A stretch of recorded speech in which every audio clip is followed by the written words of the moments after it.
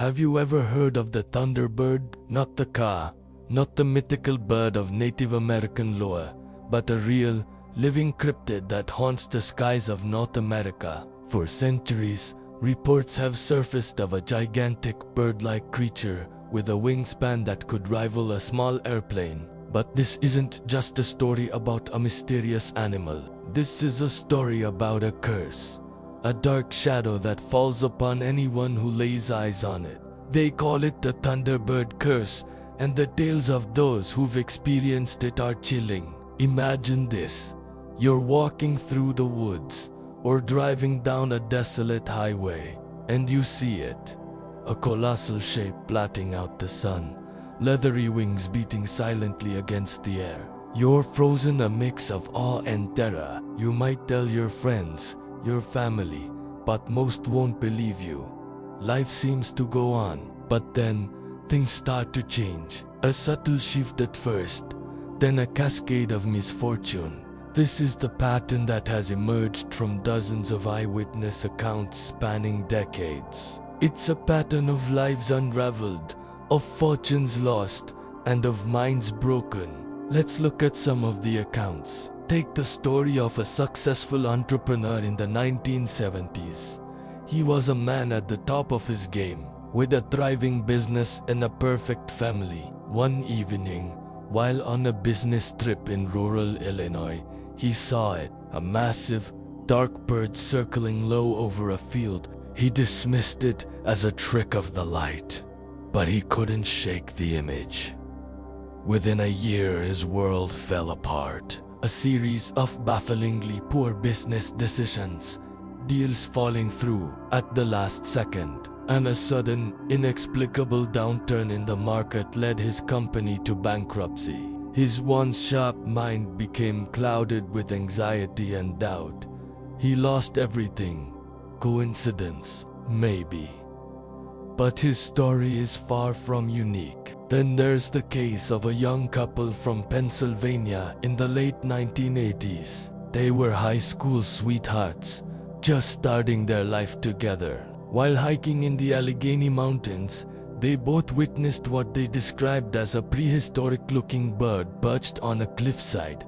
They were terrified but also fascinated. A week later, tragedy struck. A bizarre fire, with no clear origin, destroyed their new home. They were unharmed, but they lost every possession. Over the next few years, their lives were plagued by a string of what can only be described as terrible luck. Health problems, job losses, and a growing sense of paranoia drove them apart. The woman later told an investigator she felt marked ever since that day in the mountains, as if a dark cloud was following them. This phenomenon isn't just about financial ruin or bad luck. Many who claim to have seen the Thunderbird report a severe mental and emotional toll. People who were once stable and happy describe descending into deep depression, suffering from debilitating anxiety, and experiencing intense paranoia. They feel watched. They have recurring nightmares of giant wings and piercing eyes. One man, a farmer from Texas who saw the creature in the early 2000s, ended up institutionalized. His family said he was never the same. He would ramble about the sky monster and the bad luck it brought upon their farm, which, incidentally, had suffered a series of devastating crop failures and livestock deaths right after his sighting. The pattern is disturbingly consistent. A sighting followed by a period of inexplicable bad luck, career destruction, mental breakdown, or even family tragedy. It's as if seeing this creature activates some kind of cosmic tripwire, setting off a chain reaction of disaster in the witness's life. Skeptics, of course, have their explanations. They'll point to misidentification. Perhaps people are seeing large birds like condors or herons.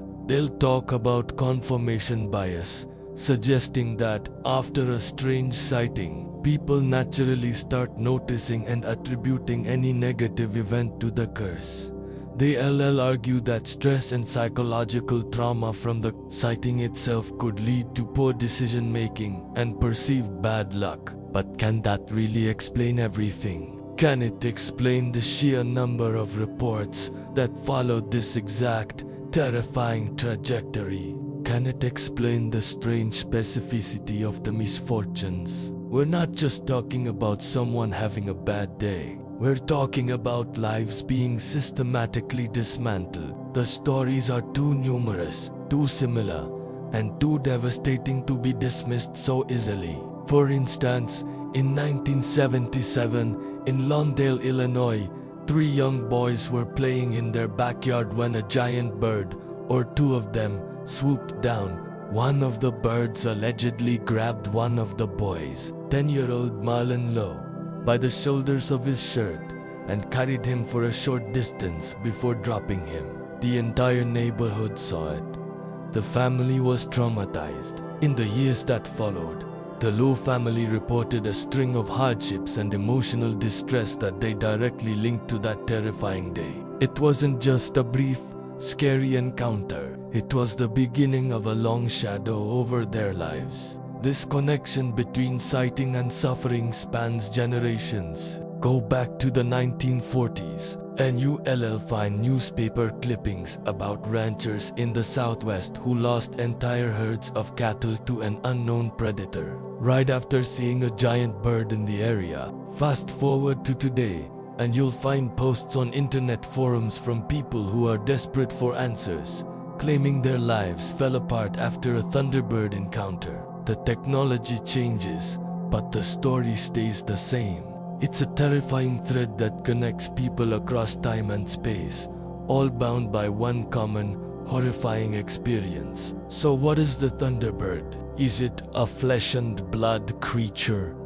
A surviving pterosaur from a bygone era? If so, why would seeing it bring about such misfortune? Some theories lean into the supernatural. Is the Thunderbird a harbinger of doom, an omen whose appearance signals an impending personal catastrophe? In some ancient cultures, seeing certain animals was considered a bad sign. Perhaps this is a modern-day version of that ancient belief, but with seemingly real-world consequences. Another, more unsettling theory is that the creature itself is malevolent, not just an animal, but an entity that takes a sinister interest in those who see it. Maybe the curse isn't a byproduct of the sighting, but the direct result of its attention. Perhaps by seeing it, you enter its sphere of influence, and it begins to actively dismantle your life for its own unknown,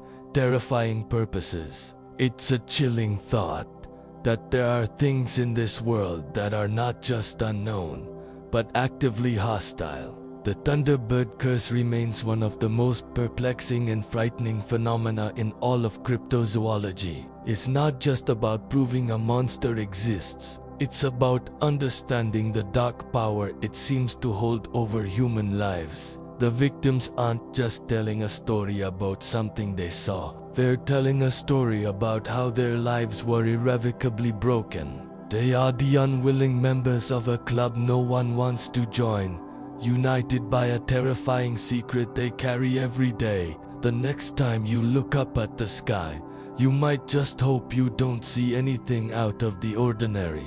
Because if the stories are true, seeing the Thunderbird means your normal life is over. What do you think? Is it all just a string of tragic coincidences, or is there a genuine terrifying curse attached to this legendary creature? Let me know your theories in the comments below. And if you found this story as chilling as I did, make sure to like this video and subscribe for more deep dives into the world's greatest mysteries. Thanks for watching.